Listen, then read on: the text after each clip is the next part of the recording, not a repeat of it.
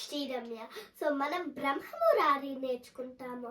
So Shivaratri స్పెషల్గా నేను ఈ సాంగ్ మీకు పాడుతున్నా. Hope you like this song. So let's learn together.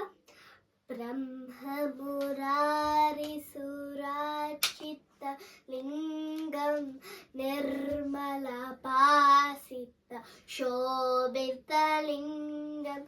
जन्मज दुःखविनाशनलिंगं तत्प्रणमामि सदा शिवलिंगं देवमुनिप्रवरार्चितलिंगं कामदहन करुणाकरलिंगं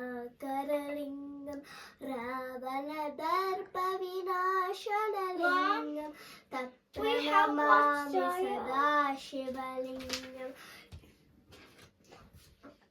सर्वसुगन्धसुलेपितलिंगं बुद्धिविवर्धनकारणलिंगं सिद्धसुरासुरवन्दितलिंगं प्रणमामि सदा शिवलिंगं कनकमहामणिभूषितलिंगं पनिपतिवेष्टितशोभितलिंगं दक्षसुयज्ञविनाशनलिंगं तत्प्रणमामि सदा शिवलिंगं कुङ्कुमचन्दनलेपितलिंगं पङ्कजहारशुशोभितलिंगं सञ्चितपापविनाशनलिंगं तत्प्रणमामि सदा शिवलिंगं देवगणार्चितसेवितलिंगं पावैर्भक्तिभिरेव जलिंगं